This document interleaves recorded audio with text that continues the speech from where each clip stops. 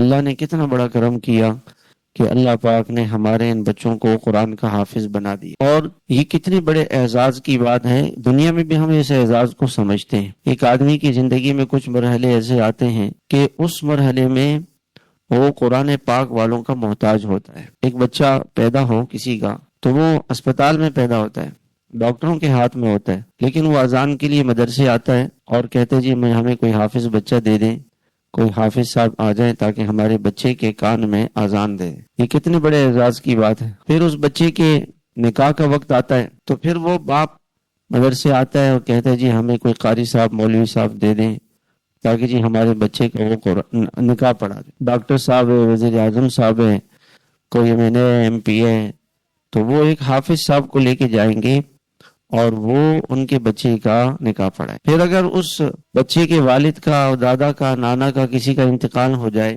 تو وہ کسی ڈاکٹر کو، انجینئر کو، پروفیسر کو، سائنسدان کو، سیاستدان کو نہیں بلا، وہ کہتے ہیں مولوی صاحب کو بلاؤ، بھائی قرآن والے کو بلاؤ، وہ جنازہ پڑھائے گا۔ وہ جنازہ، یہ کتنے بڑے اعزاز کی بات۔ اس دنیا کے اندر اللہ تعالیٰ کے ہاں سب سے مقدس، اللہ کے ہاں اللہ کا گھر ہے، مسجد ہے، مسجد اللہ کا گھر ہے، اور مسجد کے اندر سب سے زیادہ مقدس جگہ ممبر و محراب اور مصلی ہے۔ یہ حضور صلی اللہ علیہ وسلم کی میراث ہے۔ آپ صلی اللہ علیہ وسلم کی میراث ممبر اور مصلی اور مسجد ہے، اور اس مصلی اور مسجد میں اس مصلی پر کس کو کھڑا کیا جاتا ہے؟ حافظ قرآن کو۔ یہ کتنے بڑے اعزاز کی بات۔ ڈاکٹر صاحب ہے، کوئی انجینئر ہے، کوئی پروفیسر ہے، اس کو آگے نہیں بڑھاتے، کہتے جی جو حافظ قرآن ہے وہ آگے بڑھے گا، اور اس حافظ قرآن کے اشاروں پہ سب لوگ اٹھتے بیٹھتے ہیں۔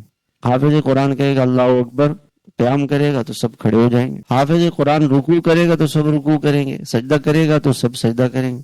اگر حافظ قرآن سے پہلے کسی نے سلام پھیر دیا تو اس کی نماز نہیں ہوگی کہ دوبارہ نماز پڑھو۔ یہ کتنے بڑے اعزاز کی بات ہے۔